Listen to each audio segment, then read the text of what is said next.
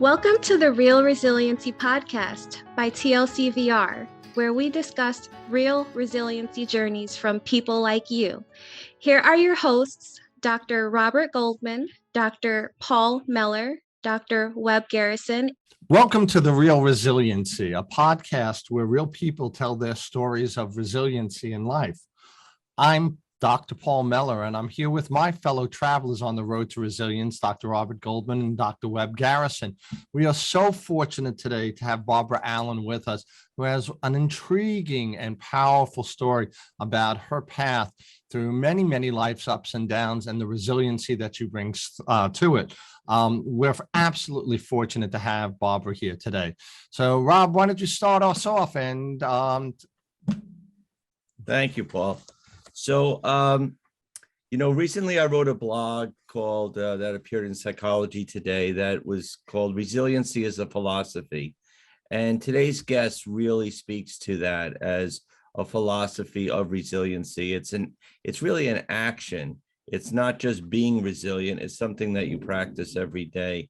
And I've met a lot of people in my life that embody that, but one that comes to the forefront of my mind is Barbara Allan. And we're truly honored to have her as a guest today. Barbara's story is incredible and inspiring. She's an example of where somebody's personal narrative could be somebody's inspiration. And if anyone can do that, that's truly Barbara Allan. So I've known Barbara for a long time, and she's helped me just with her stories. And I hope she'll help anyone here who's listening and who can be inspired the same way. Barbara, if you could tell us first a little bit about Prison Families Alliance and what that is, what it does. Okay, well, thank you. Thank you for that introduction. And I'm honored to be here. And I do hope that my presence can help other people going through the journey that I had to live. And that brings us to Prison Families Alliance. We are a virtual national support group to help families of people who are incarcerated or the people themselves who are incarcerated. We are, our goal is that no one has to walk that journey by themselves. So we offer support in whatever way is needed. We have groups for the children of the incarcerated. Tonight's meeting will be on loss. We have support groups for families of sex offenders, which is a very secretive kind of a crime. People don't want to admit that someone they love committed that type of a crime because of the stigma. And we have just general support groups. We have podcasts, we have workshops, anything that we can do to help the prison family, we try to do through Prison Families Alliance.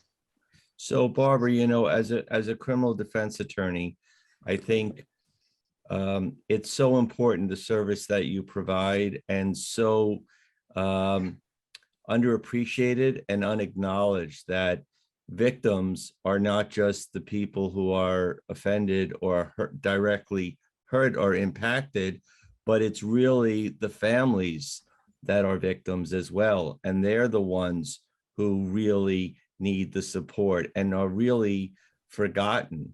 So, which brings me to your book that you wrote called Doing Our Time on the Outside. And I just want to show this book. Now, I have read this book. The minute that I learned that you wrote the book, I had sent away for it, and I'm so grateful that you've dedicated. You wrote a dedication to me in handwritten form and signed it, which means a lot. But I want to read just a review by David Rothenberg of the Fortune Society. This is a story that had to be told, and Barbara Allan delivers it with passion and insight. She lived it and now lifts the lid on a tale that touches millions and has been overlooked for too long. This is another chapter of our criminal justice system which needs a serious overhauling, about a population frightened into silence. By speaking out forcefully, Barbara Allan has allowed others to stand up and be heard. And Barbara, you really do embody resiliency, and your story is one. Can you briefly just tell us what brought you to first write the story? What happened to you where you became yourself a victim and a member of prison families? It was my goal that no family who is affected by the carceral system should ever have to take this journey by themselves. And over the years, I've worked with families. I've worked to change the system. I've worked to enlighten people. I've done a lot of public speaking. I tried to humanize the prison family and dispel the them and us myth, a terrible myth, not myth, the them and us myth. A terrible tragedy happened to me, and it was over 50 years ago. My husband shot and killed his father, and I was a school teacher out in Long Island. I was very middle class. I never knew anyone who had ever committed any kind of crime, to my knowledge. And all of a sudden, I was thrust into a system which I had no understanding and no way of navigating. And I was there by myself. I was kind of flailing. And my initial response when I heard what he had done was, oh my God, why me? And I think that's kind of a normal response when a tragedy happens. And through the years, I found the answer, why me? Why me is I can be strength and support for other people who were going through what I had to go through.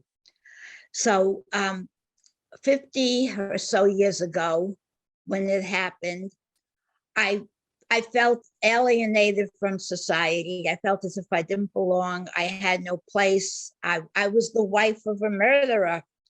And I had to find my place. And I found it in the visiting rooms of the jails. I went to visit my husband, and I looked around the room and I saw people that looked just like me. Maybe they were a different shade or a little older, a little younger, but they had that look in their eyes, I guess, that we can all kind of identify with, the look of sadness, of regret, whatever. But these are the people I gravitated towards because I knew that these people could understand me. And I got my strength from being around prison families, however I met them. And Barbara, your husband was not a nice guy in terms of how he treated you, right? In terms of, your marriage and throughout your marriage. Can you tell us a little bit about that? Sure. My husband was Dr. Jekyll and Mr. Hyde. He had two sides of him. My husband could be the nicest, most giving person.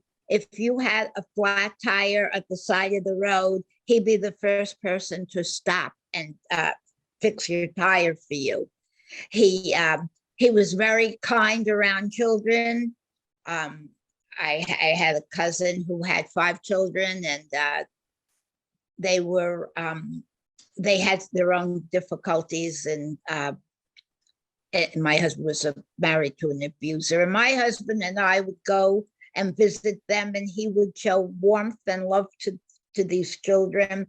And I thought to myself, this is the kind of guy I want to marry. Then on the other side of the coin was the alcoholic who became very violent when he drank. And to me, he was my diamond in the rough. Nothing is black and white. And I thought, I'm going to get to the core of this man. And I'm going to make him what I want him to be. And that's that kind, devoted person that I saw on that one side of the coin. Barbara, did you see any warning signs prior to marrying him that he had the propensity to drink? Yes, but you know what? These were in the, let's see, I met my husband in the early 60s, and we all drank. I met my husband in the bar in Greenwich Village. I never thought a thing about drinking. To me, a drunk was somebody who lived in the Bowery. And my husband wore a three-piece suit with a tie. And I had nothing to compare it to. So I didn't really understand alcoholism. As a matter of fact, I understood that my husband had psychiatric problems. That I knew, but I did not associate it with alcoholism. I think he drank to mask whatever pain that he was feeling, and he was. I saw in him the poor child who was, and this is fact, he was badly abused by his father, and I was the fixer. I was going to make it all better. Remember, I chose to be a primary school teacher. So that's my nature. How did you find out about the abuse that your husband went through? Oh, he told me. He told me about it. At the outset, or? Gradually. Yeah, he never hid it. I knew that he didn't have a positive, that's kind of a funny word, but an upbringing that such as I had. And he really loved my parents. He kind of adopted my parents as his own because he idolized them, and the fact that they accepted him. And my father was, well, both my parents were very warm, but my father particularly, and he was the exact opposite of my father-in-law. So my husband gravitated towards him. What was your relationship like with your father-in-law? I had a very brief relationship with my father-in-law, thanks to my husband. My father-in-law lived down south. We lived out on Long Island. And my husband said to me one day, we had bought a home. I had 2 babies, and he had a very good job. He was a very bright man. He was Mensa. And so he said to me one day, I would like my father to come and stay with us for a while. I don't want my father to die in the gutter. And you know what? He died in my kitchen. But anyway, his father came, and he was quite a character, my father-in-law. He was racist, redneck, everything I'm not. I was the first Jew he ever met, and I think he was looking for the horns in my head. And, but he did come carrying teddy bears for his grandchildren. Nobody is all bad. But he and my husband, they became drinking partners. Things were in an upheaval. And I told my husband, Jim, if you do not go for therapy, if you don't go for help, I am leaving. And he did. He went to see a therapist, and the therapist did not help him. I'm not chuckling, I'm just kind of remembering. But the therapist told me that my husband was not dangerous, that he would never hurt anybody. And of course, that wasn't true. And I will say something for this therapist. He went to court as a witness for my husband. He stated that I did suggest that there might be a violent streak, and he dismissed it. So if you could describe the scene and when you learned, were you present in the house when your husband, I believe he shot and killed his father, the scene or how you learned of it? Okay. I had left him. I mean, I could tell that things were getting really disruptive and a little bit dangerous. I didn't want to be in the house. I went back to stay with my parents. Of course, took the children. And I get a call in the middle of the night from him. And he said to me, Barbara, I just shot and killed my father. And I didn't believe him. I thought he was manipulating me. He wanted me to come home. He would do anything not to lose me. And I said to him, Gene, I don't believe you. And he put the phone down so I could hear his father's gurgles, his last breath. And I screamed, call the police. And he said, I already did. And the next thing I did was call for my parents who were sleeping upstairs. And that's how I found out. And were you an advocate for your husband at the time of sentencing and dealing with his criminal matter, or did you separate yourself from the case? No, I was very much an advocate. Very much. He was taken to the hospital the night of the murder. He and my father-in-law had been in a barroom brawl with other people, so my husband was pretty badly injured.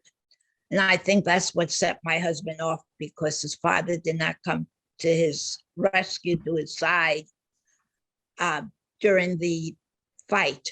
So when the police came to the house after my husband called them, they brought him to the hospital initially. And there's so much during, after the phone call, the police came to my parents' house and interviewed me. It's kind of convoluted. And I did not know enough to call an attorney before I spoke to the police. I was very much I was a school teacher. I was middle class. I loved the police, were my heroes. And I told them everything that I could think of. And then the next morning, I went to the hospital to see my husband. There's a picture of him in the wheelchair in my book. And it was taken from a newspaper clipping. But no, I called a friend of mine who I just graduated from law school. She was the only lawyer, the only attorney I knew. I called her. She went with my mother and myself to the hospital. But my father did call a criminal attorney. No, I'm sorry, he wasn't a criminal attorney. He was a real estate attorney, because that's the only attorney my father knew, but called him to handle Gene's criminal case, which he did. And I mean, we knew nothing. It was a whole new universe, a whole new world, as well as the talk about trauma, the trauma I was going through. But I knew instinctively, I'm not leaving him. I'm not leaving him to fight this fight by himself. I knew he had psychiatric problems. I had tried to help him before, and I guess I failed if this was the outcome. So I think I probably took a little of the responsibility that what could I have done, which is a very common feeling in prison families, by the way. What could I have done or not have done to avoid these consequences? Barbara, I wanted to ask you, your retelling of how you found out is so powerful, because what your husband did by putting the phone down and letting you hear that gurgling was actually brought you into the scene of the murder. It brought you in to be part of, witnessing it in a very, very real way. And I'm curious, two things. What was the impact? Because if you just heard about it, that would have been one thing, but you actually were there through the phone. And I'm also curious how your husband bringing you into it, how that affected the way you looked at your husband. Did you feel more sympathetic towards him? Did you feel angry at him for bringing you into that? What was your response to that? Well, I'll tell you what my response is right now. I have tears coming. I really do. And this happened in December 1966. So, you know, it affected me, and it still does. I was in shock. I never gave it a thought as to his motives, or my husband leaned on me, depended upon me. And it was the most natural thing in the world. Whatever he did, he was going to involve me, I guess. And I didn't really give it much of a thought. It was just, it is what it is. And I'm here. And now I have to make a decision. And it wasn't even a spontaneous decision. It was just a natural one foot in front of the other, one step at a time. I didn't think it out. It was emotional. I acted emotionally. Right. And I just, this is what happened, and now what do I do? Okay. But it did affect me. It still does. Yeah. Well, you know, they say the body keeps the score when it comes to trauma. So you're feeling it now, obviously, and I'm sure it still weighs on you in ways you don't realize. But I guess my question is, what about your parents? We're like, okay, this is your way out of an unhealthy relationship. Like, cut ties with this guy, take care of just your children, and you know, you're done. My parents were so supportive of me, and my father did have a bond with my husband. My father did feel, I'm my father's daughter. He felt very sympathetic towards my husband, because remember what I said at the beginning, we're talking about one side of Gene. There's that other side that had a sense of humor, that was kind and loving. And he and my father, I'm an only child, and my father was very happy to have a son. And they did, I have a picture in my mind. My grandfather had a home up in the Catskill Mountains, and we used to go up there. And by golly, and I've always, it's hard to say this, but he and my father would go shooting to like the shooting range up there. But you know, my father was military, never ever gave it, and he didn't have a mean bone in his body. And they did get along and I did hide things from my parents. They weren't aware of how bad things really were at the time. I mean, till the end, till close to the end. What kinds of things were you hiding from your parents? The drinking and his abuse when he was drinking. He would slap me. He would be abusive. Was he that way to the children? How was he? No. Father? No. I would have been out of there in a second had he hurt I know he hurt them emotionally. They saw it. They lived with it. At the time, I wasn't that aware. In retrospect, of course, I should have done things so much differently. And I'm so much more aware now. But at the time, I didn't. It was like, and I'm really not sure of why I stayed as long as I did, except my motive was, I am going to fix him. But he never, no. Once when my daughter was in junior high, he hit her. The only time he ever hit her. And it wasn't, it was just a slap. And he was driving her to school. And my daughter went right into the nurse's office and said, my father hit me. And that caused a lot of upheaval, because we got Child Protective Services involved. That's another story, and kind of an interesting, unbelievable story. But no, he never. And at that point, I was ready for the divorce. I mean, Barbara, it's really interesting how, you know, you're an advocate for Prison Families Anonymous, and you know, you pretty much created that. But did you feel did you become an advocate at all for victims of domestic violence? Did you? oh yeah, Yeah. yes, As a matter of fact, I moved to Florida, and I worked when I was down there. I volunteered for an agency in Broward County called Women in Distress. And by the second year, I was volunteer of the year. They still have a plaque down there with my name on it. I became an advocate. And I also worked as a result of people I met through Women in Distress.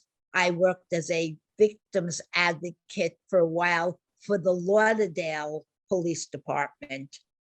No, So let me ask you a question, and then I want to hear about your husband's incarceration and how long he spent. But if you were now, your younger self and the advocate of domestic violence, would you have advocated for yourself differently? Would you have been more to say, listen, stay away and get out, and don't go and visit him in the jail and everything? Would you have dealt with it differently, or as a domestic violence advocate? I'm curious. okay, yeah. I would certainly, and I do. Remember, I work with families of the incarcerated, and I never give advice. We don't. There are no shoulds or musts, but we do talk about the fact that families. I'm working right now with a woman who's 95 years old. That it's either a matter of domestic violence, but her life is revolving around her son, who's incarcerated, and going up to visit him and so on. And I try to encourage her to back off a little, as I do with many of my families, if I think it's hurtful for them. But for my younger self, aside from the fact I thought I could change him, I was not. I became an advocate for the whole system. Yeah. When he was incarcerated, and I realized, first of all, let's go back to the fact that my husband had psychiatric problems. It's not that he was this nice guy. He was manic depressed. He was diagnosed as everything except schizophrenic. And he was sent to a prison. And I think that's kind of what enveloped me, kept me involved. I thought certainly he was going to be sent to a psychiatric facility. Never entered my mind that they would put him in a maximum security prison. And they did. And nothing was done to help him. And that infuriated me. To me, that was a miscarriage of everything I believe in. You don't put a sick person in prison where they're going to get worse. That's one part of it. Another part of it, and let me say that the judge at the time told me that my prayers were going to be answered, because I had sent word to the judge. I couldn't speak to him face to face, of course. I had to send word through my attorney. And I said that one day, I was wise enough to say that one day my husband is going to come home to the community and to me. Will he get help? I don't know if that's exactly how I worded it, but the judge came back and said through my attorney, my prayers were going to be answered because he was going to get help while he was in prison. Well, that's a crock of you know what. So that angered me.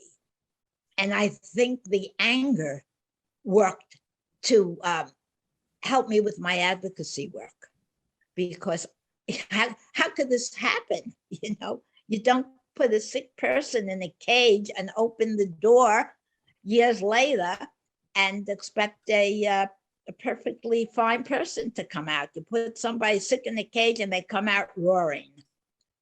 Barbara, what was the sentence your husband received? He received a sentence of 2.5 to 7 for manslaughter. How much time did he actually do? He did 2 years, but he did his time on the installment plan because that was his first bid. He did 2 years on that sentence. In those days, your good time was up front. So he got his good time. He was a very good prisoner. I mean, he really was. He tutored people. He did not have a hard time when he was incarcerated at all. I had the hard time. But And Yeah. Barbara, could you talk a little bit?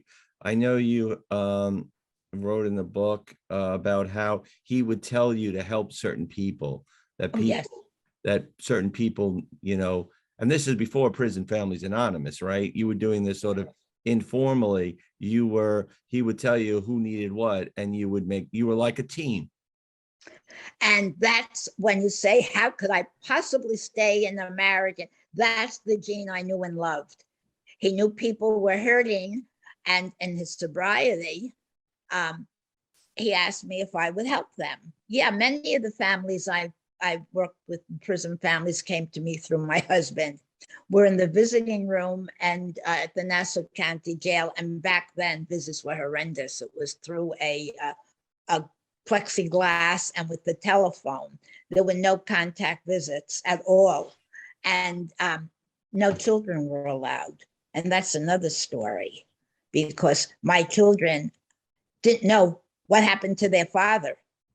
And, he was out of their vision, their realm for a whole year. But anyway, I'm sorry, Barbara, really quickly. How old were they when they, when you? About 2.5 and 3.5. My girls are 13 months apart. Okay, got it. So they would like to take them in their stroller outside the jail to walk back and forth on the main street. The jail is in the heart of town, and he could look out the window if the officers would let him after a visit and see the children. When you were helping families sort of informally, and you said that's the Gene you knew, that's the Gene you loved. That's right. And when you started discovering all these families that needed help, you talked about, you kind of created a guide for people where there was no internet, right? And Right. you created what they call a Zaggett's guide. The Zaggett's guide is what they do for restaurants and where the best restaurants are. But you created a guide, a directory of different facilities so that people knew what went in that directory. What did you provide for them? Okay. Well, it was a process. I started off strictly grassroots. I mean, I would meet someone, my husband, as you said, would tell me, and I think of one particular family who I love to this day. They're in the book. And the father was visiting the son. He was an older person. And Gene said to me, Howard's father is really, he's not going to survive this. Could you talk to him? And I did. And they started coming to my house after a meeting. After a visit, we'd come to my house and have a cup of tea. And we got close and got to know each other. And then we gradually grew it from other people that we met. Now, what was your question? So yeah, my question was, what went in that directory that you? Okay, I know. Okay. But anyway, eventually we became a real organization with a 501c3 and an office.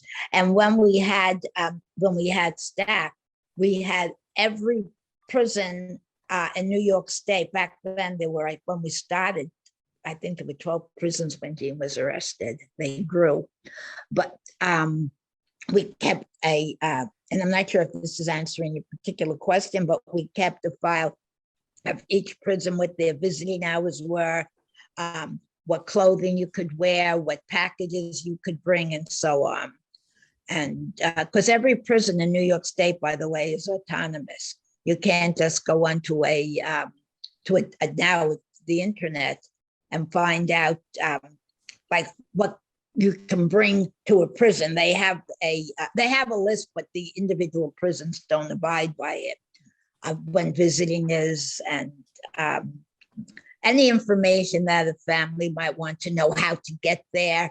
We used to keep, we did a lot of carpooling, and then for a while we had a van for another organization I was associated with to drive people up to the prisons. We've always been family oriented. Whatever our families needed, that's what we tried to bring them. We started a children's group because the children of our families asked us to. They wanted to have a group like we had that they could go to. So we started the children's group. We started a couples group because a woman who was going to a therapist said that her therapist wanted to know why she can't trust her husband. She has to learn to trust him. The man lied to her through their entire marriage. So we started a group for couples that started in the county jail in Essex County, which had a work release program, and we were invited in with the wives, and things just blossomed and grew. Whatever the families asked for and needed, we tried to provide. But the biggest thing, we were family, and I say that in the most absolute way. Our families not only had meetings when we became a formal, but we do things together.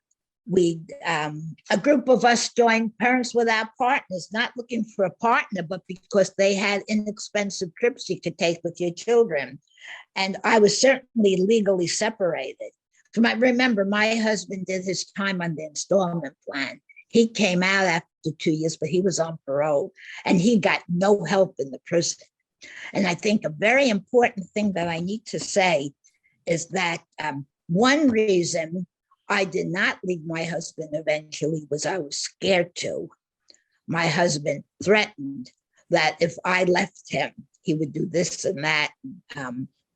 If I left him, when he was in prison, not the first 2 years, but afterwards on a violation, he told me if I ever left him, he would burn my house down.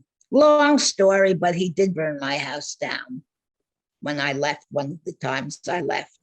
So there was not only the caring about him and the inner core that I thought was worth saving, but the fear of what he would do, because he showed me he can. Well, I'm sorry, Rob, go ahead. So Barbara, how did you get the courage to divorce him? I went to a therapist, an MSW, I think she was, and she said to me, would I rather have the stick of dynamite in my living room or down the street a ways? And that made sense to my mind. Yeah, it did make sense. And I realized that I might be, I might have to suffer the consequences, but I knew I just couldn't do it anymore. I had to leave him. And your husband passed how many years ago? 23 years ago, but he passed 20 years clean and sober. There is a very positive piece to this story. You see, my husband sobered up, went to AA. When he first started going to AA, they would change meeting rooms. They would go to different places to get rid of him. And I mean that literally. Talk about one meeting. He wasn't very popular even in AA. He went through a lot of insanity. I use that word loosely, but for a while there, he thought he was going to change the world and make everybody better. And he got this religious fervor. And he went through that phase, but finally he opened up his house, which was our marital house that he burned down. Another long story, how I got it rebuilt, sold it to him for down payment for me to move. And he opened it up as a sober house, and he helped so many alcoholics in those latter 15, 20 years or so, that I had a memorial service for him when after he died, and the room was filled with recovering alcoholics. So you see, in a way, I was right. Oh, absolutely. Absolutely. Barbara, I want to thank you so much for being right. And I want to thank you so much for transcending your tragedy into meaning. And I think that you hit the nail on the head. You know, you say, I had no choice, but I would beg to differ. I think you did have a choice. And every time you got down, you were knocked down, you got back up. And that is the philosophy of resiliency. And you really found meaning behind your suffering. And that is what gave you the birth of Prison Families Anonymous, which is now Prison Families Alliance, and also which gave you the fortitude to write this book and to be on this podcast and to share your message every day. So I want to thank you for coming on this show. I want to ask Dr. Garrison or Dr. Miller if you have any other questions that you'd like to ask before we finish up. I don't have another question. Actually, I was going to ask pretty much the same question that you asked, Rob. So I'm glad that you asked about courage and strength, because Barbara, your story is stunning, and the amount of courage and strength that you demonstrated by ultimately leaving your husband and continuing the work beyond the scope of your marriage, it really is quite inspirational. So I just wanted to say that. So. Thank you. Barbara, we hear lots of stories about inspiration and resilience, but yours strikes me particularly strongly and differently, because one of the things that I hear from you is you've got knocked down again and again and again. You got knocked down in being in a marriage that was just completely taken over by substance use and alcoholism, that there was domestic violence involved, and then the violence spilling over and leading you to become a prison family. So you get knocked down again and again and again, but not only do you stand up, but you've looked around and you said, who's knocked down with me? And rather than stand up alone, you took the people around you and you stood up with them and you pulled them up. And that's just an incredible story of resiliency, because what you've done is you've taken your learning, your inner strength and who you are, and not just hoarded it for yourself and for your children, but you spread it to the people around you and your community. And that's an exceptional thing. And I really want to say that, not only do I commend you for it, but, it makes me think about resiliency in a very, very different way. And it makes me think about how to relate to the people around me in a very, very different way. And I want to thank you for that. Well, thank you. I did what needed to be done. And I want to give a lot of credit to Allan. A lot of what I learned in Allan. I learned that I tried to pass on to my families. When I started going to Allan, I was an Allan sponsor to many people. And that's when I think I realized I did have the strength and the ability. Right. Well, thank you again, Barbara. Thank you, so Barbara. Thank you for having me. Thank you. And I actually want to end this with a good wish that I end all of the time, but it really means something very, very different today. And that's the light in me sees, acknowledges, and truly honors the light in you. And I want to thank you for shedding that light on so many people. Namaste. Thank you, Barbara.